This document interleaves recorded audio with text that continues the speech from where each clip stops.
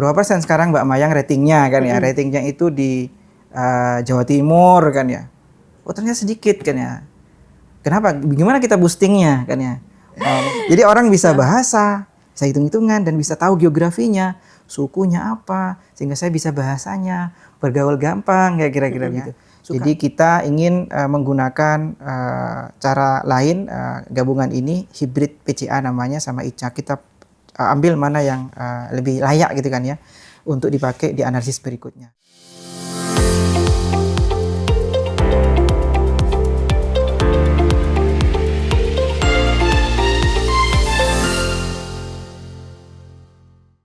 Halo teman UB, kembali lagi di Bonsai On Podcast. Di episode kali ini, episode menjelang pengukuhan profesor yang akan dilaksanakan pada tanggal 10 dan 11 Februari 2026. Nah, spesial, hari ini kita pastinya akan ngobrol santai bersama dengan salah satu kandidat yang tentunya nantinya akan dikukuhkan, yaitu berasal dari Fakultas MIPA, dan saya di sini akan menemani Profesor Ahmad Effendi, SSI, MSc, PhD. Selamat datang Prof di Bonsai On Podcast. Selamat datang. Bagaimana kabarnya Prof? Alhamdulillah baik. Bagaimana dari Prof perasaannya sebentar lagi akan dikukuhkan gitu Prof? Perasaan campur aduk Mbak. Campur aduk ya? Yeah. Deg-degan, seneng juga gitu ya Prof? Sama kayak mahasiswa dulu mau skripsi kan deg-degan juga. Iya sama Prof. Oke. Nah, dalam menjelang pengukuhan profesor nanti Prof, pastinya kan nanti ada sebuah pidato yang akan dibawakan pastinya. Betul. Nah, kalau dari Prof Ahmad Effendi sendiri ini apa sih nantinya hal yang ingin dibawakan pada saat pengukuhan? Judul apa yang nantinya akan dipidatokan di hadapan banyak orang Prof? Ya. Terima kasih Mbak Mayang.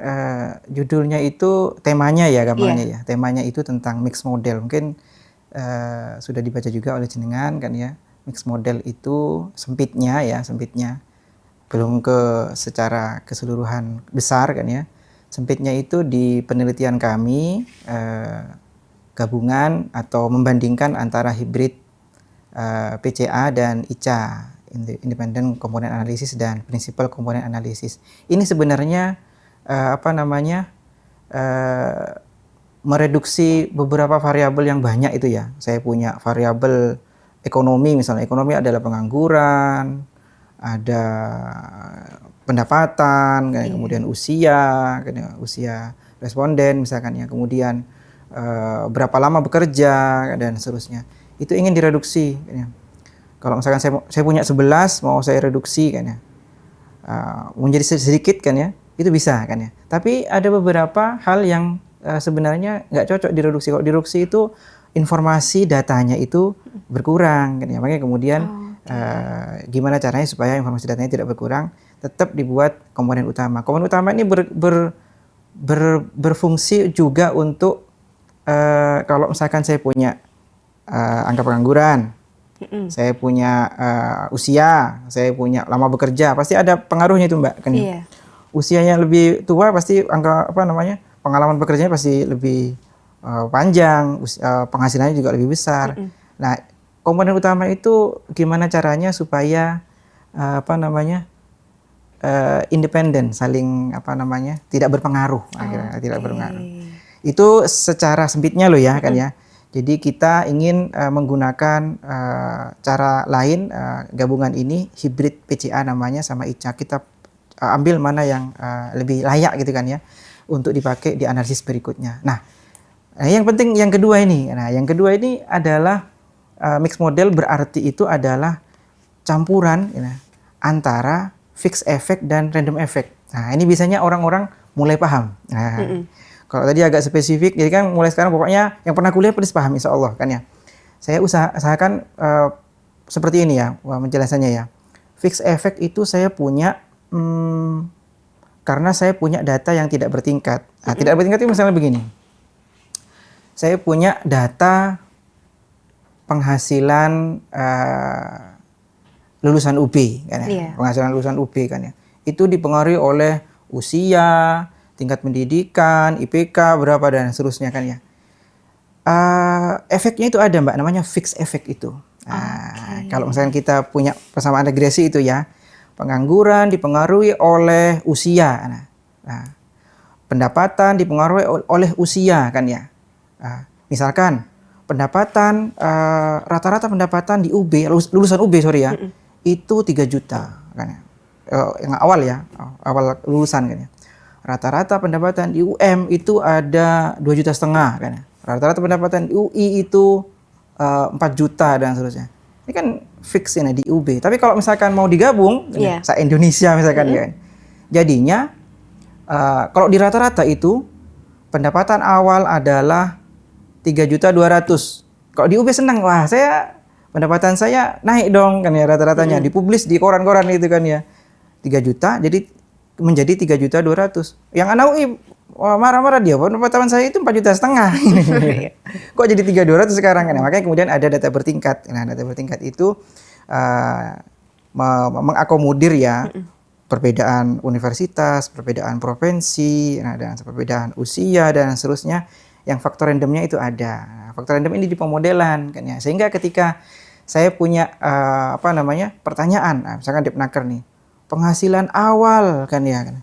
Mahasiswa UI berapa? Nah, tahu gitu kelihatan kan ya. Mahasiswa Indonesia bagian timur berapa ketahuan, Indonesia bagian barat berapa dan seterusnya. Itu sekilas ya kira-kira begitu. Berarti memang sudah tercatat ya dari situ, Prof. Iya, betul ya. Oke. Lalu sedikit tertarik saya dengan kata hybrid PCA dan juga ICA itu tadi, Prof. Bisa dijelaskan lebih dalam lagi nggak, Prof? Apa sih tentang dua hal itu gitu dari penelitian yang Prof lakukan ini gitu? Iya. PCA mungkin kita sudah tahu ya apa namanya. Tapi ini spesifik loh Mbak kan ya. Mbak Mayang kan ya. Jadi sebenarnya arahnya itu lebih ke mixed model secara umum kalau menurut saya kan ya. Kalau misalkan PCA dan ICA, hybrid PCA utamanya ya, itu agak spesifik karena satu jurnal saja yang saya tulis itu berkaitan dengan itu untuk mengakomodir efek lain kan ya. Bukan efek lain ya, data lain kan ya. Dan ini datanya data kontinu dan data diskrit kan ya. Kalau data yang lain misalkan data kedokteran, data perbankan kan ya. Kemudian data kependudukan kan ya. Kalau kedokteran kan kita punya penelitian banyak itu setelah lulus kuliah dan ketika masih kuliah S3 saya kan ya. Itu tentang clinical trial. Clinical trial itu berkaitan dengan obat kan ya. Obat ini efektif atau tidak.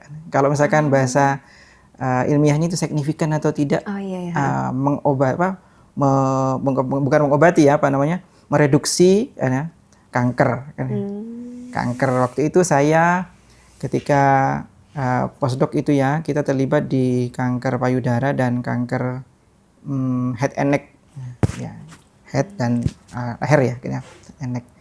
Jadi ketahuan komunitas masyarakat yang kita teliti kan banyak besar ya. Bahwa obat ini cocoknya dipakai di benua Eropa gitu. Eropa kan macam-macam. Rusia, karakteristik orang Rusia dari penampilan bukan sekedar penampilan ya kan ya.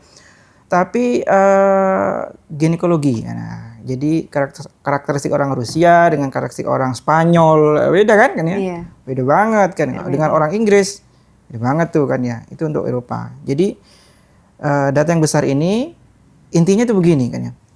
Obat ini itu efektif atau tidak? Efektif atau tidak kan ya? Mengeliminir kanker payudara kan ya. Kalau nggak efektif karena kita punya step-step ya. Fase 1, fase 2. Ini mungkin besar nih sampelnya Mbak kan ya. Di fase 1 itu misalkan 10 sampel kan ya di binatang, atau fase 2 itu di manusia, tapi masih sedikit. Tapi kalau fase 3 besar. Gimana caranya supaya ini benar nggak efektif membunuh penyakit ini? Kalau misalkan nggak efektif, ya udah kita cancel saja. Biar nggak kebesaran ruginya gitu kan. Ruginya nggak bisa. Ini berkaitan dengan ekonomi juga kan nanti kan. Berkaitan dengan ekonomi kan. Kalau misalkan oke kan ya. Tapi seberapa oke kan. Kalau misalkan di fase 2 ini oke. Tapi nanti bisa diprediksi nggak Nah, diprediksi di fase ketiga itu nanti akan oke atau tidak. Ini kan berkaitan dengan keuangan. Iya. Nah, berjuta-juta euro itu yang yang diperlukan kan ya. Makanya kemudian kita punya, kalau di clinical trial itu ada endpoint ya, sampai diukur sampai mati kan. Jangan sampai mati lah, kelamaan untuk produksi obatnya, sampai kankernya itu stadium berapa gitu. Sampai stadium berapa, 2 misalkan ya, sampai luasannya itu sudah sekian persen berkurang dan seterusnya. Kita sudah stop di situ. Itu namanya bukan endpoint, tapi antara ya sebelum endpoint itu kira-kira. Ya, silakan, Mbak. Nah, itulah teman UB beberapa sedikit penjelasan awalan ya, Prof, untuk akhirnya mengetahui apa sih yang dibawa oleh Prof Effendi ini untuk nantinya di pengukuhan terkait dengan mixed effects tadi, lalu dikaitkan dengan PCA dan juga ICA. Nah, itu juga diperuntukkan bahwasannya data-data yang banyak ini bisa diteliti dan juga bisa dilakukan secara efisien gitu ya, Prof, supaya tidak menimbulkan istilahnya kerugian ataupun kesalahgunaan ataupun kesalahpahaman yang tidak diperlukan gitu, karena nantinya pun ini juga akan berhubungan dengan ekonomi ya, Prof. Ada ekonomi, ada banyak politik. Ya? Oh, semuanya, Prof. Iya. Semuanya. Jadi itu juga sedikit supaya meminimalisir terjadinya istilahnya kayak supaya tidak banyak pengeluaran juga, supaya tidak terjadi dampak negatif juga. Iya, betul. Oke, berarti ini berkaitan juga satu lingkup dengan statistika ya, Prof? Iya, sangat-sangat. Karena saya bidang saya statistika ya. Iya, statistika. Cuma seperti ini. Jadi ketika yang kami pelajari itu teori, Mbak. Jadi kalau misalkan saya jelaskan itu statistika kok dipakai di mana-mana? Bukan statistika dipakai di mana-mana kan ya, aplikasinya itu di mana-mana kan ya. Jadi kita pelajari secara metodologi ya. Jadi kita sampai ke simulasi, penurunan rumusnya dan seterusnya itu. Nah, kebetulan ketika saya sudah S3 itu banyak kita menganalisis data ya, data-data kedokteran, data-data medical science dan seterusnya. Data-data pengangguran juga ada waktu itu kan ya. Tapi ketika saya pulang S3 dan postdoc itu 2014. Data di Indonesia kan masa nunggu clinical trial kan? Enggak nganggur kita, janganlah kan ya. Masa nunggu dari perusahaan-perusahaan besar itu untuk clinical trial bangun obat ya kan ya. Apalagi di Indonesia itu kan jarang sekali bangun obat dari awal kan ya. Saya beli paten biasanya kan ya. Obat flu dan seterusnya beli paten kemudian diproduksi massal. Maka kemudian saya berinisiatif untuk shifting ya. Harus akomodir lah, kalau sekarang adaptif.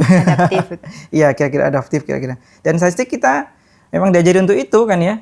Jadi kita kan nggak produksi data ya, Mbak Mayang kan ya, dan pemirsa sekalian kan ya. Kita nggak produksi data, tapi kita mengolah data. Datanya kita dapat dari mana? Dari orang-orang kan ya. Makanya kemudian kita secara tidak langsung ya kita dididik untuk fleksibel, easy going, untuk bisa bergaul dengan orang kan ya. Ini Mbak Mayang dari vokasi kan ya.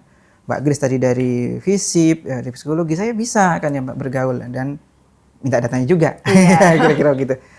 Oh, di datanya bisa kita diskusikan dong. Bisa kita diskusikan dan bisa kita analisis kira-kira gitu. Polling misalnya, kalau misalkan saya mau berbicara tentang polling itu, misalkan ada calon kepala daerah ya, atau calon anggota legislatif nih. Polling saya dong kan ya. Berapa biayanya? Bukan masalah biayanya kan ya. Nanti kita bisa cek misalkan Mbak Mayang ini seberapa populer populer di Malang kan ya. Oh, saya mau ke nasional kan ya. Kok mau nasional jangan hanya di Malang dong kan ya. Berapa persen sekarang Mbak Mayang ratingnya kan ya. Ratingnya itu di Jawa Timur kan ya. Oh, ternyata sedikit kan ya. Kenapa? Gimana kita boostingnya kan ya? Memperbesar calon pemilih Mbak Mayang kira-kira. Bisa nggak kira-kira? Kita kasih tahu bisa kelemahannya Mbak Mayang di sini kan ya. Posternya itu kira-kira di sini kan ya. Oh, secara penampilan sudah oke kan ya. Tapi kurang komunikasi ya kira-kira dan seterusnya. Berikutnya kalau sekarang sudah nasional kan nggak hanya orang Jawa Timur yang mau milih Mbak Mayang kan ya. Kemudian orang Bali kan dan seterusnya, orang Kalimantan dan seterusnya. Terakhir kita ketahuan Mbak Mayang ternyata dapat 8% cuma kan ya. Saingan Mbak Mayang di atasnya itu 12%. Itu paling ini sudah kan ya. Paling kecil kan ya. Nah, kita sampai di sama kesimpulannya dengan clinical trial ya. Jadi maaf begini kan ya. Kalau clinical trial itu kita gimana caranya supaya kita stop di fase tertentu supaya kerugian tidak terlalu besar. Okay. Makanya kemudian sama dengan Mbak Mayang, loh ini setelah kurang 1 tahun pemilu ini kan ya, pemilu ya nasional kira-kira gitu. Mbak Mayang itu nggak cocok kira-kira di bertarung di nasional. Mbak Mayang cocoknya itu bertarung di provinsi saja kira-kira itu. Mungkin di provinsi ini kan ya itu Mbak Mayang akan dipilih kira-kira gitu. Karena saingannya ketat nih kalau misalnya di nasional dan seterusnya. Misalnya gitu ya kira-kira ya. Data bertingkatnya itu di situ kan ya. Mau data pertanian, data kedokteran juga sama nanti kan ya. Angka pengangguran dan sekarang itu banyak ini Mbak apa namanya yang masuk ke kami orang-orang statistik ya, teman-teman statistik ya. Itu penelitian tentang market research. Market research itu kan sangat luas ya. Iya, luas mau sekali. Kamera misalkan, kamera itu casingnya, kamera mungkin sudah diproduksi oleh Casio dan seterusnya. Tapi casing kamera itu kan ya, cocoknya itu dipasarkan secara online atau dijual langsung kan ya. Atau fit kita, apa namanya, jas kita kan ya. Banyak anak-anak muda sekarang sudah beli batik. Nah, itu kan sudah kalau kelihatan batik kan ya. Termasuk UB kan yang mempopulerkan batik ya. Kita harus berterima kasih pada UB ini ya, gitu. Mempopulerkan batik kan ya. Mahasiswa baru kan ya. Iya. Tahun pertama itu pakai batik. Tapi ternyata tahun kedua, tahun ketiga pakai batik juga kan sih kan ya. Masya Allah kan ya. Iya. Habit jadinya. Jadi trennya itu anak muda sekarang itu batik yang bisa dipakai untuk anak muda. Ya. Gimana caranya itu kan ya. Jadi kita batik ini batik batik Jawa Timur misalkan. Batik Kalimantan, batik Madura kan ya. Ini cocoknya untuk pangsa pasar yang mana kan ya. Itu kan ada itu apa namanya. Dan sekarang semua orang itu saya yakin se-UB itu ada mahasiswanya, dosennya kan ya, Bapak Ibu sekalian kan ya. Tendik dan seterusnya punya HP. Nah, ini punya HP kan ya dan seterusnya. Jadi gampang untuk melakukan polling ini. Cocoknya itu batik yang ini dan seterusnya kan ya.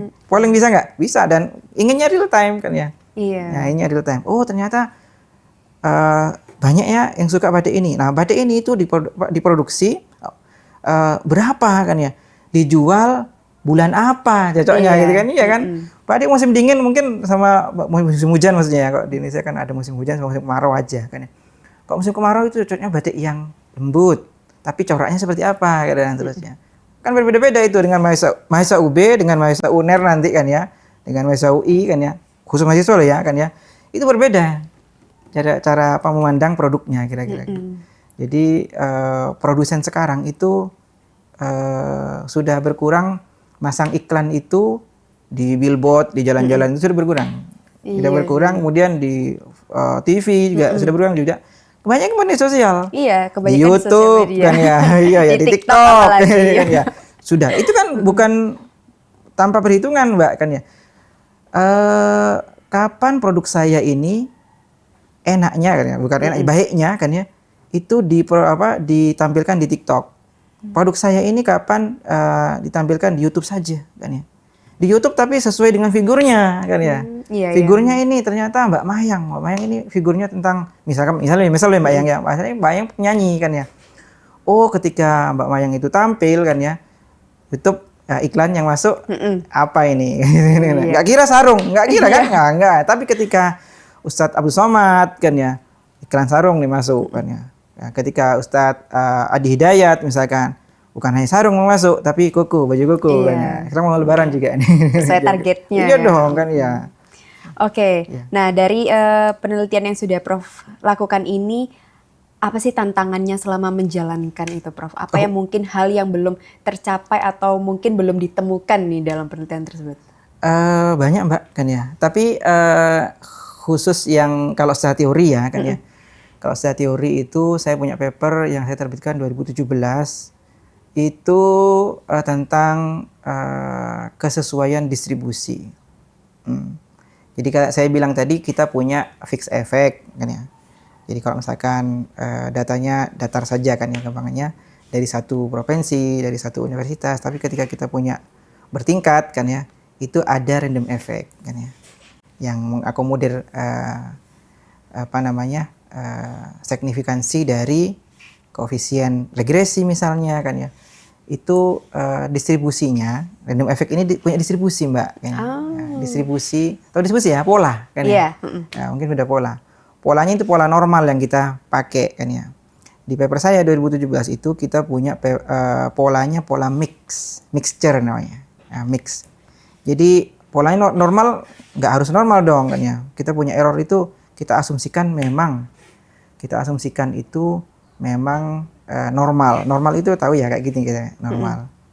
Ya, tengah-tengah yang paling besar, yang paling tinggi itu sedikit, paling kecil juga sedikit kan ya.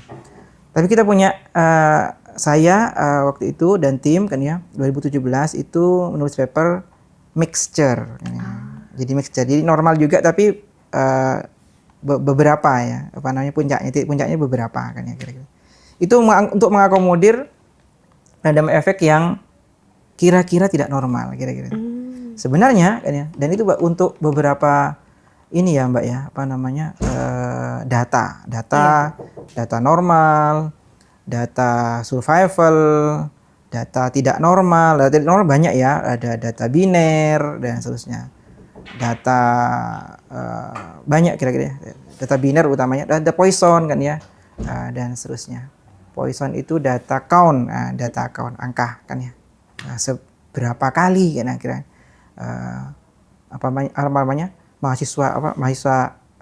lulusan mahasiswa itu settle di pekerjaannya. Satu kali langsung settle kan ya. Ada yang resign kan ya, 2 kali, 3 kali itu kan ya. Jadi kita melakukan simulasi di situ kan ya. Tapi untuk distribusi yang lain saya belum menemukan Mbak, itu tantangan sendiri itu. Secara teori loh ya, secara teori.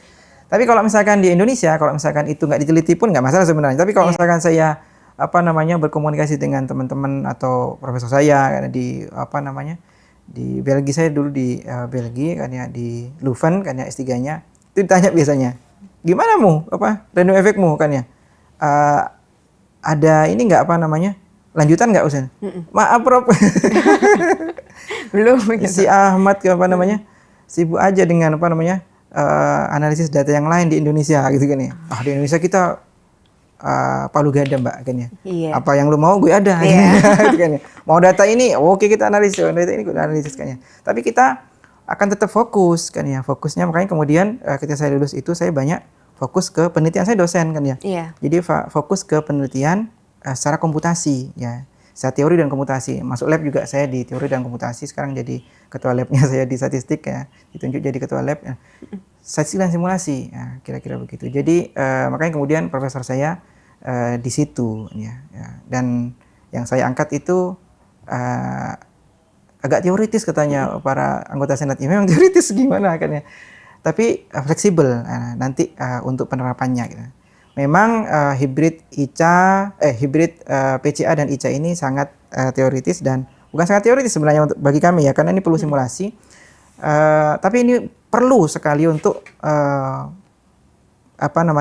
melengkapi backbone penelitian simulasi dan komputasi ke depannya, kira-kira begitu. Oke, berarti memang tantangannya itu secara teoritis itu ada sekali ya Prof? Ada, gitu. Tantangan itu ada, tantangan terbesar bagi kami orang statistik ya, statistikawan itu kita dituntut untuk fleksibel berkomunikasi. Berkomunikasi nggak hanya ngobrol ya, tapi dalam arti luas kan ya, dengan orang-orang atau utamanya peneliti di semua bidang kan ya. Nanti itu akan muncul nanti penelitiannya tentang apa, metode apa yang harus kita improve. Ya itu yang penting kan ya. Kalau misalnya kita diam saja itu nggak dapat data baru gampangnya ya. Dulu kita mungkin ke parametrik saja, model parametrik. Saya punya data pengangguran berapa, saya prediksi. Saya punya data curah hujan, bukan mengecilkan data curah hujan, bukan ya. Tapi data curah hujan itu kalau kita prediksi ya sudah kan ya. Kayak dipakai tiap hari, nggak pakai sering gitu kan makanya. Data cadangan minyak itu bisa. Tapi harus kolaborasi ya dengan orang geologi dan seterusnya, kriging dan seterusnya. Itu kita harus kolaborasi. Tapi data yang masuk di kita itu sudah banyak sekali. Data di TikTok, data di X, ya itu sudah banyak sekali. Ini perlu apa namanya? Kita kan harus menyesuaikan diri, gitu kan, adaptif kayaknya. Di Pak Rektor dan jajarannya itu kan ini kan kita harus adaptif ini kan ya. Data di X, Twitter kan ya. Masa kita tinggalkan begitu saja kan? Iya. Iya enggak kan. Makanya kemudian kalau misalkan Mbak Mayang itu lihat di skripsinya anak statistik beberapa tahun terakhir itu sudah banyak tentang data-data dari X. Kita apa namanya download data apa namanya? Dari Twitter, dari Instagram, gimana kan bisa kan nggak Instagram? Datanya kan bukan angka, bisa kan dibuat angka. Nanti gimana caranya supaya kita bisa analisis, gampangnya begitu ya. Kira-kira begitu. Ini punya data berupa gambar, bisa nanti. Kan? Jadi statistik itu bukan hanya tentang angka, tentang gambar juga. Semua itu berkaitan dengan data kan ya, kira-kira begitu. Meja misalkan ya, meja ini kenapa sekarang kok banyak yang pakai melanin gini-gini? Melaninan gitu. Ya walaupun nggak asli melanin tapi balik ke zaman dulu. Jadi preferensi orang berbeda kan ya. Mungkin tahun ini atau 10 tahun ini itu akan sukanya itu yang kuno gitu kan ya, tapi refurbish kan ya. Tapi yang bahannya modern ya. Mungkin tapi berikutnya beda lagi. Apalagi anak sekarang apa namanya? Bukan hanya sekarang ya, remaja sekarang. Changing-nya kan begitu cepat. Iya. Apa yang viral langsung Sangat diikutin gitu. cepat, Terus setelah itu redup ada lagi viral gitu. Jadi kalau misalkan mau bisnis sekarang itu, anak muda itu biasa. Makanya anak muda sekarang kalau tak perhatikan ya, dari data ya kan ya. Itu jarang sekali anak-anak muda seumuran Mbak Mayang ini ya kan ya. Dan lebih tua sedikit mungkin kan ya. Itu buka bisnis yang langsung beli ke tokonya, beli rukonya, enggak, nyewanya biasanya maksimal 2 tahun.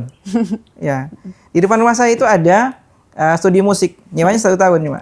Iya, studio musik. Kemudian janjing dia pindah kan ya, pindah tempat kan. Mungkin bisa pindah formasi nanti, bukan tentang musik, bukan tentang ayam geprek kan ya, tapi bisnis lain. Jadi changing itu biasa. Sekarang atau tahun ini jualan ayam geprek kan ya. 2 tahun lagi saya jualan sepatu, itu biasa kan. 2 tahun lagi saya jualan kacamata kan ya. Kenapa? Karena pasarnya itu butuh. Kalau pasarnya itu butuh kacamata, karena ngapain kita jualan sepatu Mbak kan ya. Jadi kalau misalnya kita jualan, kan harus tahu pasar kan ya. Mau ini sarung nih, ya, bulan ini sarung nih banyak peminatnya, ya udah jualan sarung, jangan dipaksa untuk jualan sepatu kan kira-kira begitu. Sepatu sudah dibeli tahun lalu kan ya, dan seterusnya.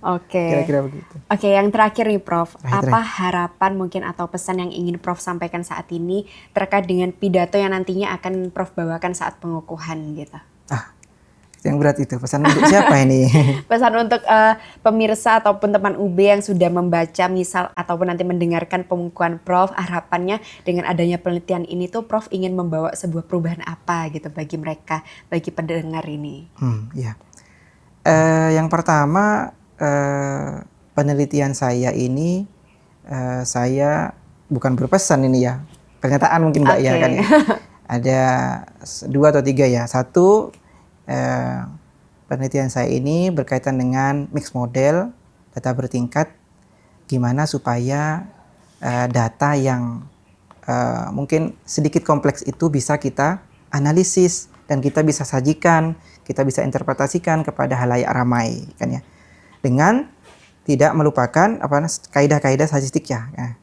Kaidah-kaidah statistik ini perlu karena untuk mengakomodir kesesuaian interpretasi kan ya. Jadi kalau misalkan modelnya ini tidak sesuai, terover dispersi kan ya, di mix model itu kan saya akan mengakomodir juga dengan konjugasi ya. Kalau misalkan terover dispersi, saya menggabungkan konjugasi untuk itu kan ya. Kalau misalkan modelnya tidak valid, gampangannya kalau sekarang valid kan ya, tidak signifikan, signifikansi itu menjadi blur. Ini signifikan ini. MBG berpengaruh terhadap kecerdasan. Saya nggak bisa mengklaim itu kan ya. Kalau misalkan datanya itu tidak dianalisis secara sesuai kan ya. Kira-kira begitu kan ya. Iya. Klaim nasional enggak, datanya dari mana? Datanya dari daerah.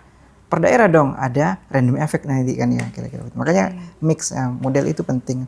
Yang kedua, pesan kami saya kira sama ya dengan senior-senior statistika profesor sebelumnya itu selalu Mbak kan ya. Jadi kalau misalkan kita ditanya wartawan atau siapa, Bapak dari yang saya dari statistik kan ya. Jadi mengkampanyekan sadar data gitu kampanye. Jadi semuanya itu based data kan ya. Bukannya data tapi analisis dengan benar sehingga mengambil kebijakan itu secara benar juga kan ya. Mengambil interpretasi, kesimpulan secara bijak berdasarkan data dan analisisnya kira-kira gitu. Yang ketiga khusus untuk anak-anak muda nih kan ya, yang mahasiswa atau yang masih mau mahasiswa kan ya. Saya ingat dulu kan ya ketika SMA itu saya suka matematik dan suka fisika kan ya. Cintailah data kan ya. Karena dengan data itu yang dimaksud data itu informasi. Jadi data itu gimana caranya saya punya data banyak di sekitar kita supaya kita bisa updating. Ya. Kalau bahasa anak muda sekarang updated kan. Kalau nggak update kan ya. Kira-kira begitu kan ya. Kalau kita ngobrol kayak gini, Bapak kok nggak update ya? Iya ya. Karena kurang informasi kan ya. Informasi itu bukan apa namanya? Lihat berita terus bukan kan ya. Tapi informasi mengamati sekitar data terutama ya, data terutama pola dan seterusnya. Insya Allah akan banyak sadar data generasi muda kita. Syukur kalau misalkan berkecimpung nanti di dunia statistik karena statistik itu akan sudah banyak sekarang ya anak-anak muda untuk sadar sehingga menjadi statistisi, kemudian data engineer, database engineer, data scientist kan dan seterusnya kan polanya sudah banyak itu profesinya kan ya. Tapi ini kan base-nya itu statistik dan ilmu komputer. Iya benar. Gitu. Dan matematik sebenarnya. Ini penting juga nih saya ngomong sama mahasiswa saya itu statistik itu gini bukan. Mungkin kita kalau berbicara sama orang ya oke ya, tapi ketika kita sendiri belajar matematik dong. Matematiknya harus bagus kita. Benar. Harus kuat kan ya. Base-nya statistik itu di matematik. Nggak mau itu kan gampangannya ibu kandungnya. Jadi ya secara matematis kita harus kuat. Jika anak muda ini mau belajar statistik ini harus kuat kan. Momok dong, enggak kan dipelajari saja kan. Ya.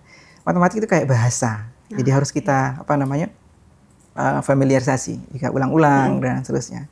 Jadi kedepannya saya ingat jadi saya baca buku pernah dulu. Baca buku banyak ya buku ya dari tokoh-tokoh internasional dan nasional itu kalau mau menguasai dunia itu dengan 3 hal. Apa tuh Prof? Di bukunya itu ya. Yang pertama bahasa, geografi, lupa saya satunya, matematik. Ya. Bahasa, geografi dan matematika. Kira-kira gitu. Jadi sebenarnya kalau ditelusuri tiga hal ini kan kalau misalnya dikuasai itu gampang kan untuk bergaul. Iya, benar. Kalau kita tahu geografis seseorang, geografis termasuk ini ya, bukan geografi jurusan geografi bukan kan ya, tapi semua kan ya, fisip termasuk juga kan ya, psikologi kan masuk geografi juga nah. Termasuk bahasa juga mungkin ya kan ya. Bahasa itu sebenarnya matematik masuk di situ sebenarnya, tapi difokuskan itu dari matematik kan ya. Bukan matematik mungkin ya, eksak gitu namanya. Hitung-hitungan lah itu. Jadi orang bisa bahasa, bisa hitung-hitungan dan bisa tahu geografinya, sukunya apa, sehingga saya bisa bahasanya, bergaul gampang kayak kira-kira gitu. Sukanya apa kan ya.